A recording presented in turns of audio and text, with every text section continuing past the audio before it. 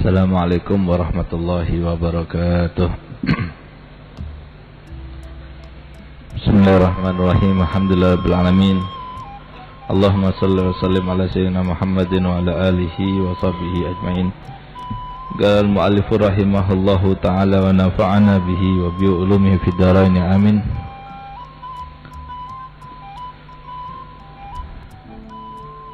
Kita masih menerangkan tentang bab keutamaan salat dan sopan santun dalam salat.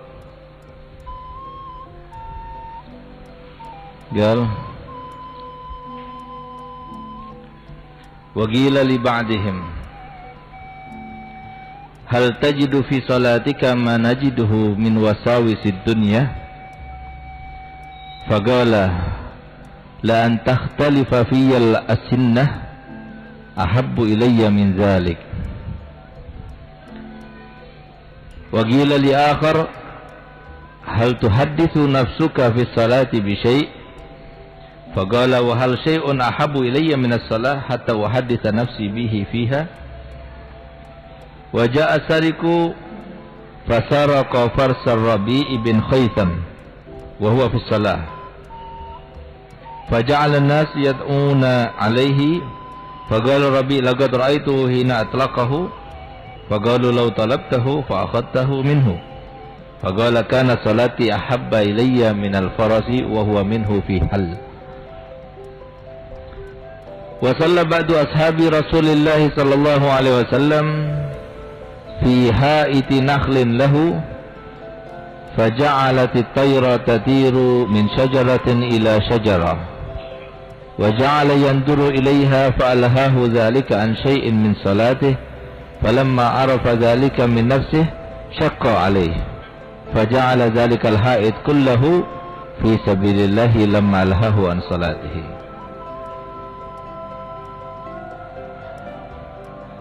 وقيل لبعضهم, ini beliau Alhamdulillah Haddad memberikan percontohan bagi kita semua. Lihat perbedaan antara kita dengan orang-orang dahulu, para solihin. Di mana dikatakan di sini, pernah dikatakan kepada seseorang dari salafun as-soleh, apakah kamu mendapatkan di dalam salatmu seperti yang kami dapatkan dari bisikan-bisikan, lintasan-lintasan yang berkaitan dengan dunia? Maka jawabnya, kalau seumpama berbeda di dalam diriku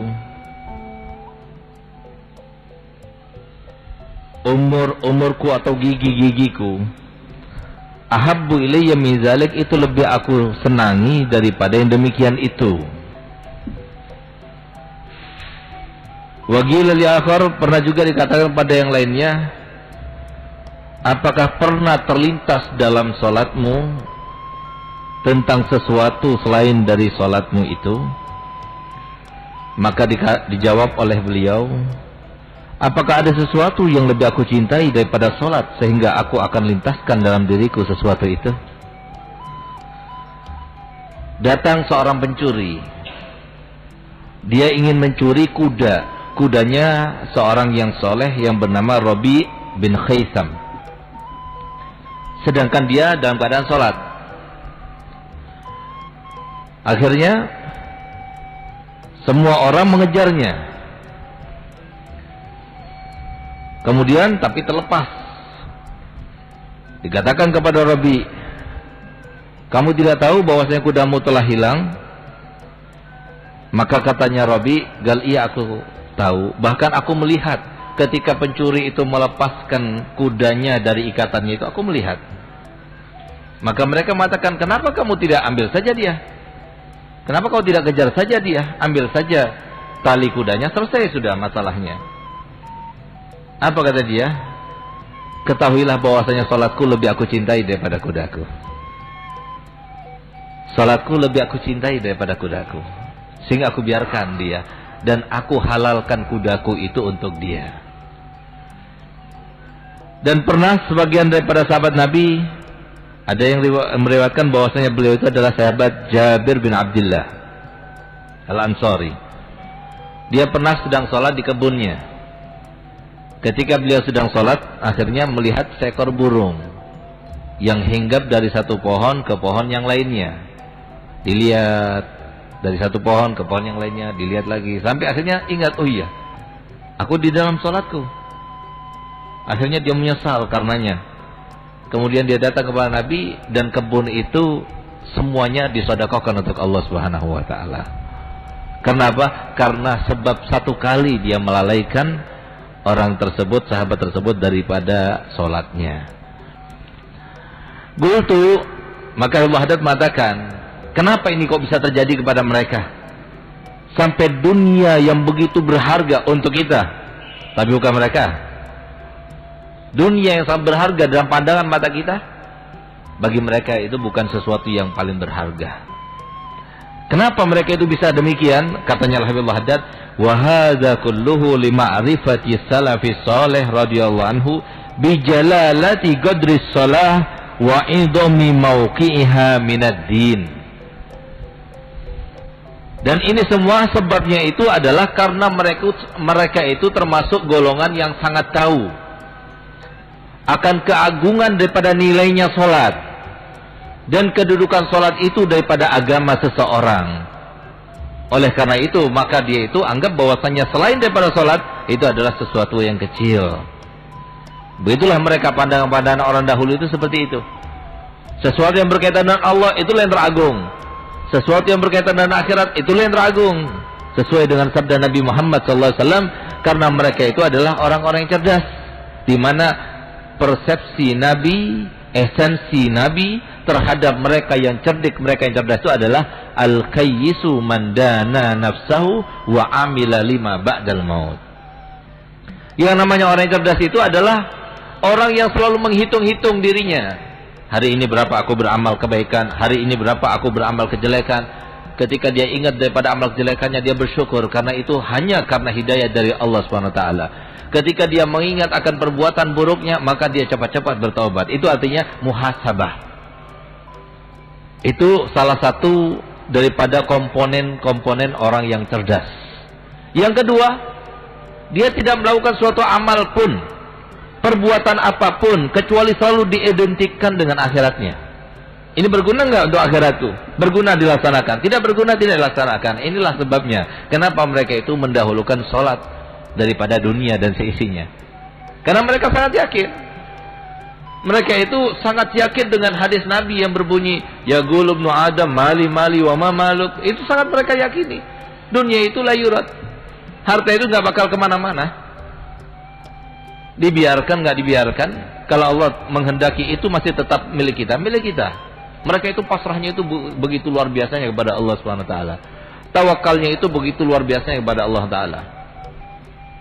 Oleh karena itulah maka mereka para salafun as-salih itu berkat keimanan yang tinggi, dan itu tidak mungkin kita capai kecuali dengan amal kebaikan demi amal kebaikan, mentaati perintahnya Allah dan menjauhi segala larangannya, ditambah lagi dengan perbuatan amal-amal yang sunnah. Jadilah kita itu termasuk orang yang mempunyai keimanan yang mendekati kesempurnaan. Kalau sudah sampai ke batas ini, jadilah orang yang semacam itu. Jadi oleh karenanya kita lihat salah satu contoh seperti yang terjadi kepada Al-Habib Umar Al-Muhdar atau Habib Umar bin Abdurrahman Al-Attas, di mana beliau ini anaknya yang masih kecil atau yang bungsu meninggal dunia, sehingga murid-muridnya, pencinta-pencintanya itu dan orang-orang yang di sekitar rumah beliau itu semua pada berdatangan untuk bertakziah kepada Habib Umar ini. Dari saking banyaknya muazzinnya yang memberikan takziah kepada Habib Umar, sampai pintu rumahnya itu jebol dari saking banyaknya orang-orang yang datang ke rumah Habib Umar untuk bertakziah. Akhirnya apa katanya Habib Umar? Aku heran kepada kalian semua. Begitu besarkah musibah yang berkaitan dengan dunia terhadap kalian? Demi Allah, kalau seumpama aku ketinggalan takbiratul ihram dalam salat, takbiratul ihram bersama imam, itu saja aku ketinggalan, itu lebih besar aku anggap daripada musibah yang sedang aku alami sekarang ini. Nah, kenapa demikian? Karena sudah pikirannya akhirat. Pikirannya hanya semata-mata karena Allah. Jadi kalau tertimpa musibah apapun, maka mereka itu tidak tergoyahkan sekalipun, walaupun sedikit tidak tergoyahkan. Karena apa? Mereka sangat yakin kepada Allah Subhanahu wa taala. Itulah yang kita tidak punya sekarang ini. Coba kita seumpama ada handphone taruh di depan. Makanya kalau kita salat lebih baik harta yang kita punya itu taruh di mana? Samping kanan, samping kiri, belakang, atau di depan? Kalau belakang nggak mungkin deh kayaknya. Handphone taruh di belakang nggak mungkin kayaknya. Salah satu alternatif nggak di kanan, kiri, atau depan. Nah, lebih baik mana? Kanan, kiri, atau depan? Lebih baik kalau depan. Kenapa? Karena kalau kita letakkan di sebelah kanan kita atau sebelah kiri kita, apalagi di belakang kita, maka pikiran kita itu lebih banyak terarahkan kepada benda itu, sehingga kita tidak khusyuk dalam sholat kita. Tapi kalau ada di depan kita, paling kita kalau ketika terpampang kepada mata, mungkin terpikirkan tentang handphone itu. Tapi merasa aman sudah. Sehingga dunia yang kita pandang sesuatu yang paling besar, yang paling berharga, melebihi daripada akhirat, aman, ada di depan sudah. Nggak bakal diambil orang gitu. Daripada taruh sebelah kanan atau sebelah kiri. Apalagi taruh di belakang gitu. Nah, tapi lebih baik lagi, taruh di kantong. Jangan diselenkan, tapi dimatikan. Jadi tidak terganggu kita ketika kita sholat gitu. Karena begitulah, salah satu tanda bahwasanya setan itu selalu menggoda kita, membisiki kita, dan menjegal kita untuk kita berbuat kebaikan adalah, kita lihat, ketika kita sendiri pun nggak lagi beraktivitas apapun, kita bengong aja, nggak bakalan terlintas hal-hal yang tidak kita pikirkan sebelumnya, kecuali yang kita tampak atau kita pandang. Tapi begitu kita sholat, subhanallah, semua pikiran-pikiran yang tadinya tidak terpikirkan datang semuanya. Siapa yang mendatangkan? Ya siapa lagi? Bukan musuh kita, setan itu. Karena sholat ini adalah resep. Sholat ini adalah kuncinya. Pokoknya itu sholat. Makanya Al-Imam Hasan Al-Basri itu beliau mengatakan, man ahsana sholatahu ahsanallahu dunyahu. Wa man asa'a sholatahu asa'allahu dunyahu.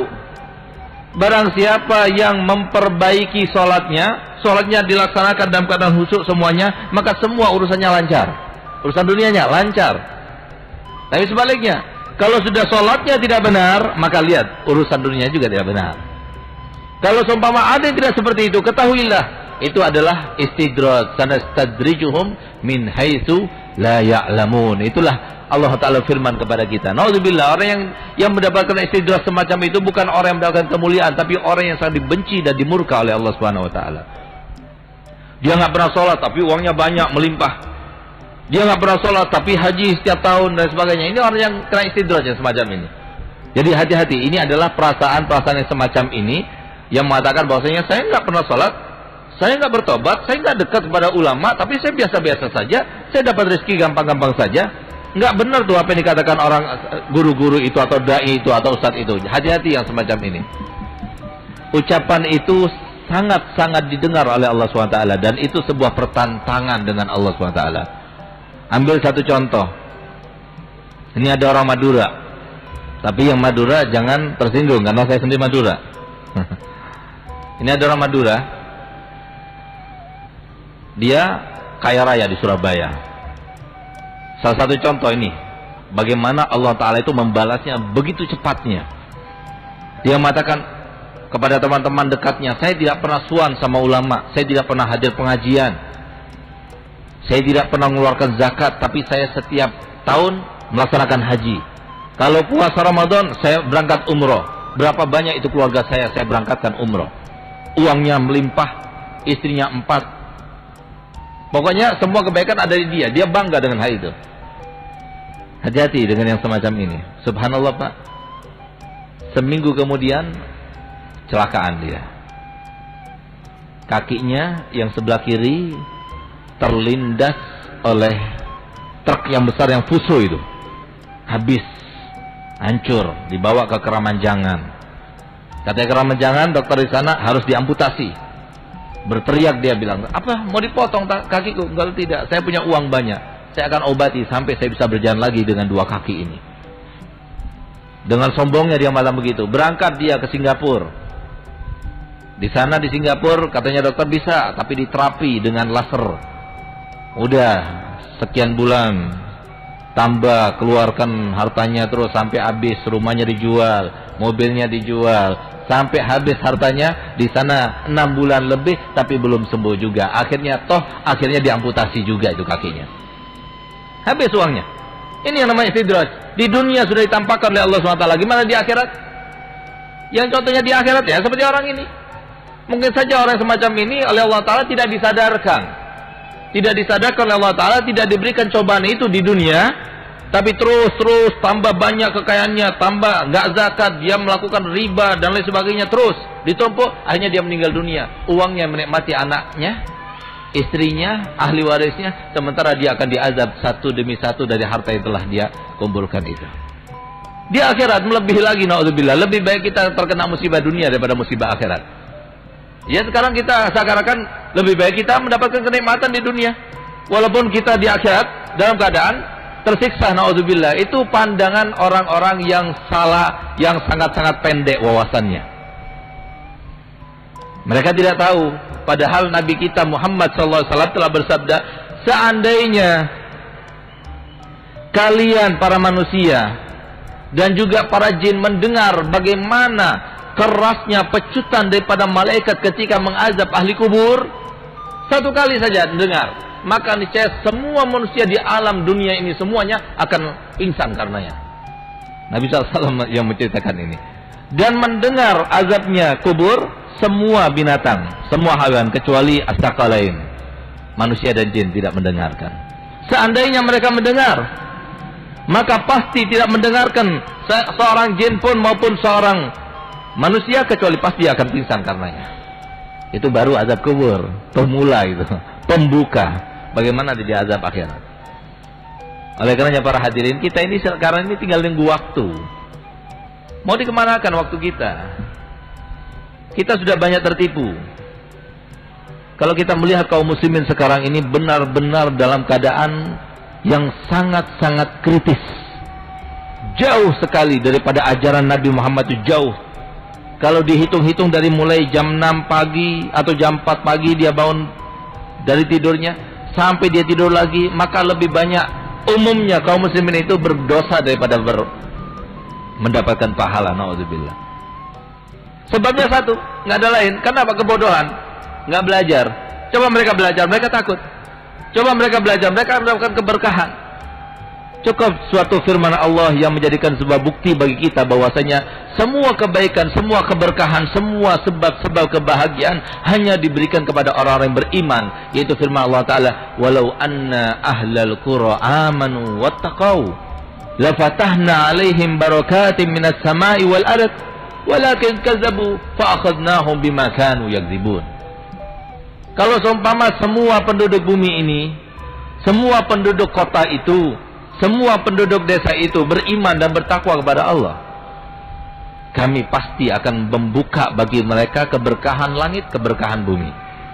Lafatana alaihim barakatim minas sama' wa minal ard. Dari atas langit, dari bumi dikeluarkan oleh Allah Ta'ala keberkahan itu. Walakin kazzabu, tapi mereka membohongkan. Mereka enggak percaya. Mereka mengira bahwasanya apa diucapkan oleh guru-guru, ustadz-ustadz itu, para dai itu adalah sebuah banyolan. Karena apa? Biasa sudah. Mimbarnya juga dikotori. Dai-dainya juga tidak menghormati mimbar itu. Dibikinlah mimbar itu seperti lawakan. Sekarang ini bukan waktunya lagi lawakan. Sekarang ini kritis, kesian kaum muslimin itu. Mereka hanya mau dibayar hanya untuk memberikan banyolan-banyolan saja. Na'udzubillah. Ingatkan mereka. Mereka itu adalah saudara-saudara kita kaum muslimin. Sebentar lagi mereka akan mati, kita semua akan mati. Apa yang akan kita persiapkan nanti bertemu dengan Allah SWT? Jangan sampai kita tertipu. Jangan sampai kita termasuk diceritakan Allah Ta'ala berapa ayat di dalam Al-Quran telah disebutkan. Yauma ya'addu dhalimu ala yadayhi wa yaqulu ya laitani takhattu ma'ar rasuli sabila. Berapa banyak orang itu yang menggigit jarinya, seraya dia berkata, andai kata saja saya mengikuti seorang guru itu, seorang rasul itu, dan mengikuti jejaknya, maka aku tidak akan menjadi seperti ini. Jangan sampai kita seperti itu. Jangan sampai kita juga seperti yang disebutkan oleh Allah Ta'ala dalam Al-Quran. Hatta idza jaa ahadakumul mautu qala rabbirji'uni la'alli a'malu salihan fima taraktu kalla innaha kalimatun huwa qailuha wa min waraihim barzakhun ila yaumi yub'atsun. Jangan sampai terjadi pada kalian, kata Allah Ta'ala, ketika datang sudah kematian kepada salah satu dari kalian, barulah dia akan menyesal. Barulah dia akan berkata pada Allah Ta'ala, ya Allah, kembalikan aku ke dunia sebentar saja untuk memperbaiki amal salahku, untuk menambah amal salehku. Apa kata Allah Ta'ala? Itu adalah kalimat isapan jempol belakang. Gak bakal terjadi. Habis, ma'bad wafat, yang sudah berlalu habis sudah. Ad-dunya darul amal wal akhirah darul jaza. Nabi SAW telah bersabda, al-birru la yabla wa zambu la yansa wa dayyan la yamut faf'al masyita fakama tadinu tudan. Ketahuilah, kata Nabi Muhammad, bahwasanya kebaikan itu tidak akan dilupakan, tidak akan sirna. Apa yang kita lakukan, sedekah kita, salat kita, zakat kita, puasa kita, haji kita, semua yang kita berbuat baik, senyum di depan saudara kita sesama muslim, membantu mereka, berakhlak yang baik dan sebagainya, pasti dicatat oleh Allah Ta'ala. Nggak bakal tersirna, nggak bakal dihapuskan, asalkan sesuai dengan prosedurnya, karena Allah kita melaksanakannya. Wa zambu la yunsa, dosa kita nggak bakal dilupakan. Kita lihat bagaimana sekarang ini, alat-alat perekam video dan sebagainya itu bikinan manusia. Sekarang kita direkam, 100 tahun lagi kita bisa melihatnya. Itu bikinan manusia. Bagaimana dengan bikinan Allah SWT? 1400 tahun yang lalu Nabi Muhammad telah bersabda, nanti ketika kita berada di padang mahsyar, maka akan ditancapkan oleh Allah Ta'ala sebuah layar yang sangat lebar. Semua yang kalian lakukan di dunia akan ditampakkan oleh Allah SWT. Kita katakan itu mustahil? Mungkin pada 500 tahun lalu kita katakan itu nggak mungkin. Tapi sekarang sudah ada alat video. Bikinan manusia gimana dengan bikinan Allah? Apa yang tidak mungkin dilakukan oleh Allah Ta'ala? Manusia yang diciptakan Allah Ta'ala yang hanya diberikan wa ma utitu minal ilmi illa qalilah. Kamu tidak diberikan ilmu kecuali sedikit. Itu sedikit daripada ilmu Allah. Masih banyak lagi daripada ilmu-ilmu Allah. Sebelum ada 3G, sebelum ada handphone itu dulu, itu para aulia itu sudah menggunakan ilmunya Allah. Kita ambil contoh itu, Habib Syekh Surabaya, Habib Syekh Buto Putih. Itu beliau pernah naik kereta dari Surabaya ke Jombang. Sampingnya ada Belanda, seorang menir Belanda. Maka dia katakan, kaum muslimin itu terkebelakang dalam hal teknologi.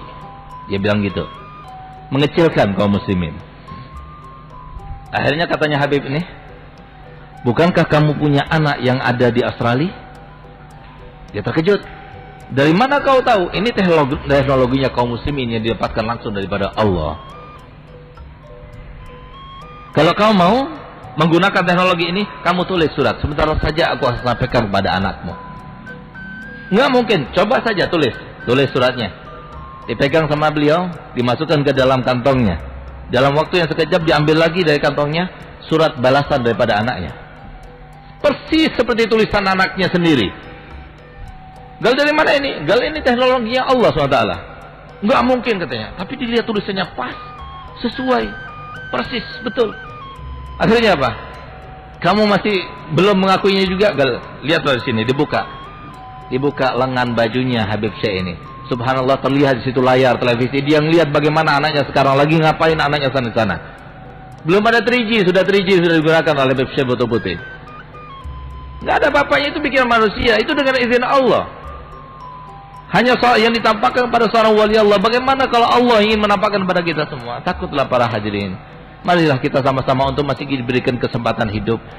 Kita gunakan sisa umur hidup kita ini untuk beribadah kepada Allah Ta'ala sebanyak-banyaknya. Jangan sampai kita itu yang dikatakan oleh Allah Ta'ala, ya hasratan alal ibad ma ya'tihim min rasulin illa kanu bihi yastahzi'un. Alangkah ruginya itu hamba-hamba itu, setiap kali datang seorang dai berpidato, maka dikatakan ini dai cari uang lah, ini dai, jadi diejek-ejek, tidak dihormati. Mereka itu hanya penyampai dakwahnya Allah, penyampai dakwahnya Nabi Muhammad SAW. Ulama'u ummati ka'ambiyai Bani Israel. Ulama umatku itu bagaikan para nabi Bani Israel. Hanya saja tidak ada nabi setelah aku. Mereka itu penyambung lidah Nabi Muhammad SAW. Dengarkan mereka, apa yang diucapkan mereka dengarkan. Untuk masih ada yang mengucapkan hal-hal yang semacam itu. Tapi ya beginilah, kerusakan di antara masyarakat kita sudah sangat-sangat kronis. Kata Nabi, kalau ingin tercipta suatu masyarakat madani, suatu masyarakat yang diridhoi oleh Allah, maka tergantung kepada 4 hal. Tergantung kepada ilmunya para ulama. Ilmunya para ulama sekarang nggak dipakai. Tergantung kepada keadilannya para umara. Sekarang para umara sudah nggak ada yang adil. Kalaupun ada yang adil, sedikit. Saya masih terheran-heran waktu saya kemarin dakwah di Samarinda itu saya mendengar sendiri ketika wali kota itu memberi sambutan sebagai tuan rumah, bukan di depan umum tapi depan kita sebagai para ulama yang berkumpul tempatnya. Itu beliau berkata begini, "Beb, tolong doakan kami supaya kami terus eksis di dalam jalannya Nabi ini," gitu. "Apa yang sudah Anda lakukan, Pak Wali?" Dia bilang gitu. "Saya alhamdulillah, Beb, saya sudah mulai menjabat di sini sekitar 1 tahun sekian bulan. Saya tidak pernah menyetujui setiap ada tempat hiburan atau tempat show-show yang akbar itu di tempat umum, saya tidak pernah menandatangani. Saya takut nanti saya akan bertanggung jawab di depan Allah SWT. Sehingga kalau semua memaksa, saya katakan kepada Pak Wali ini, biar dia saja yang tanda tangan. Ternyata wakil walinya juga nggak mau. Padahal kalau kita tanya kepada mereka, yang paling basah, paling banyak uangnya itu tempat-tempat hiburan itu. Nah, tapi mereka nggak mau. Masih ada, semacam ini masih ada. Oleh karenanya, andai kata saja di Jawa Timur ini pemerintahannya itu seperti Kalimantan, nah, maka insya Allah kita seperti di Kalimantan. Jarang terjadi bencana-bencana, jarang terjadi. Kalau ada bencana, nggak di Jawa Timur, ya di Sulawesi, di Sumatera, tapi banyaknya di Jawa ini. Nah, kenapa ya begitu? Yang umaroknya nggak hormat kepada ulama, umaroknya nggak sesuai dengan aturannya. Mereka tidak ada takut pada Allah, hanya numpuk uang, terus numpuk uang. Numpuk uang sampai kapan? Tinggal berapa tahun lagi dia akan meninggal dunia. Uangnya yang akan dihisab dia, sedangkan uangnya yang akan menikmati anak-anaknya. Na'udzubillah. Itu orang-orang yang merugi. Oleh karenanya masih ada orang-orang semacam itu, masih ada. Dan itulah sabda Nabi SAW. Beliau itu dari 1400 tahun lalu beliau mengatakan, dan itu semua bukan berkat kita, tapi berkat Nabi kita Muhammad SAW. Di mana beliau bersabda, umatku semua dalam kebaikan. La yudra ummati kal matari, la yudra khairuhu am awwaluhu am akhiruh. Umatku itu sama seperti air hujan. Air hujan itu kan bermanfaat untuk tumbuh-tumbuhan kan? Yang bermanfaat untuk tumbuhan itu pada awalnya, hujan yang pertama, atau hujan pertengahan, atau hujan akhirnya, kita nggak tahu. Bisa jadi hujan yang pertama yang bawa longsor, bawa musibah. Bisa jadi justru hujan yang pertama yang membawa tumbuhnya tumbuh-tumbuhan yang di muka bumi ini, yang membawa manfaat. Bisa jadi yang pertengahan, bisa jadi yang akhir, kita nggak paham. Begitulah umatku, kata Nabi Muhammad. Kita nggak tahu yang mana yang baik, tapi yang pasti setiap waktu, setiap zaman selalu ada yang baik daripada umatnya Nabi Muhammad ini. Siapa mereka? Pastinya sedikit, bukan banyak. Oleh karenanya Nabi SAW mengatakan, fatuba lil ghuraba. Untung bagi mereka yang dianggap aneh itu, dianggap deso, dianggap ketinggalan zaman. Nah, itu untung yang begitu. Biarin saja mereka yang mengatakan kita itu deso, kita pakaiannya seperti pakaian muslim begini, dilecehkan. Biarkan saja. Kita niru siapa? Niru Nabi Muhammad. Kalau kalian niru siapa? Niru Bush itu, George Bush itu. Pakai celana dan sebagainya, pakai dasi. Kita niru Nabi Muhammad. Beginilah pakaian Nabi Muhammad. Bangga kita. Biarkan kita bangga dengan Islam. Biarkan kita bangga dengan ajaran Nabi Muhammad. Jangan kita bangga dengan ajaran-ajaran mereka non-Islam itu. Oleh karenanya apapun yang kita lakukan, maka hendaknya identik dengan agama Islam. Biarkan kita termasuk yang sedikit, biarkan kita diperolok-olok, asalkan kita bahagia di dunia sampai di akhirat nanti. Karena sesungguhnya yang sangat-sangat ditakuti oleh para musuh-musuh Islam ini, sesungguhnya adalah mereka-mereka yang tetap konsisten di dalam agama Islam ini. Oleh karenanya saya masih ingat bagaimana dosen saya ketika saya di jenjang pendidikan S2 itu Profesor Bawani. Beliau mengatakan begini, kaum muslimin itu di Indonesia hanya tinggal 15% saja. Saya heran, kenapa dia katakan begitu? Karena kadang-kadang profesor kan suka nyeleneh gitu. Akhirnya Pak, dia bilang sesungguhnya kaum muslimin yang sebenarnya itu hanya 15% dan mereka itu adalah mereka-mereka yang berada di pesantren-pesantren saja. Mereka yang belajar agama saja, itulah yang benar-benar seorang mukmin, yang masih konsis di dalam melaksanakan ajaran Nabi Muhammad. Tapi yang sudah di luar sana habis sudah. Kita lihat anak-anak muda kita begitu sangat riskan, kita sangat-sangat beringis dalam hati kita, kesian betul. Anak-anak kita sudah dibiasakan oleh guru-gurunya untuk berselaman bukan dengan hidung, tapi dengan ada yang dengan pipinya, ada di sini, nggak tahu ada yang pakai sini nggak gitu. Ini kan rahasia aneh, tapi orang tuanya membiarkan aja, berubah. Cium itu bukan dengan pipi, tidak, bukan dengan dahi, tapi dengan hidung. Untuk apa? Siapa yang mengajarkan ini? Yang mengajarkan ini adalah ibu-ibu guru itu yang pertama. Yang kedua, yang mengajarkan mereka seperti ini tidak lain dan tidak bukan kecuali sinetron itu. Itu televisi selalu mengajarkan begini. Untuk apa? Supaya menggerus keimanan kaum muslimin sedikit demi sedikit. Kenapa? Karena ibu guru mengatakan yang benar itu kalau mau cium tangan itu memang seperti itu, di sini atau di sini di pipi. Kenapa demikian? Kalau di hidung takutnya salah satu siswa atau siswi itu kena pilek sehingga nempel di tangannya bu guru itu. Kemudian dicium lagi sama siswa berikutnya. Akhirnya ada pileknya, nular kepada siswa berikutnya. Siapa bilang? Ini kan mengurangi keimanan kita pada Allah Ta'ala. Seakan-akan yang memberikan penyakit itu adalah tangan itu yang ada pileknya itu, bukan Allah Subhanahu Wa Ta'ala. Tidak benar apa yang dikata Nabi Muhammad, la udwa, tidak ada penyakit menular, tidak ada. Nggak benar itu. Nah, jadi seakan-akan seperti itu, penggerusan. Dan tanpa kita sadari, anak-anak kita sudah diajarkan untuk jauh daripada keimanan yang sebenarnya. Oleh karenanya para hadirin, maka hendaknya kita harus merubah sedikit demi sedikit. Oleh karenanya Allah Ta'ala berpesan kepada kita dalam akhir surat Toha, wa'mur ahlaka bis-salati wastabir 'alaiha la nas'aluka rizqan nahnu narzuquk wal 'aqibatu littaqwa. Perintahkanlah keluarga kalian, anak-anak kalian, istri-istri kalian untuk melaksanakan salat. Karena salat adalah tonggaknya, salat adalah pokoknya. Begitu pula semua menjalani agama ini. Sabar, perintahkan mereka sedikit demi sedikit biar mereka itu melaksanakannya dan sabar dalam melakukannya. Kami tidak meminta kamu untuk mencari rezeki, kami akan berizki. Nah, itu yang diajarkan Allah Ta'ala seperti itu. Wal aqibatu littaqwa. Sedangkan akhirnya kebahagiaan itu hanya milik orang-orang yang bertakwa. Akhirnya kejayaan itu hanya milik orang yang bertakwa. Akhirnya kemenangan itu hanya milik orang yang bertakwa. Oleh karenanya tidak ada kemenangan kecuali bagi mereka yang bertakwa. Jadi jalan satu-satunya adalah kita kembali kepada ajaran Nabi, ajaran yang diajarkan oleh Allah kepada Nabi-Nya melalui para solihin, para ulama dan lain sebagainya, sehingga sampai kepada kita ajaran seperti ini. Ajarkan kepada anak kita bagaimana cara melaksanakan sholat. Ajarkan kepada anak kita supaya mereka itu benar-benar takut kepada Allah.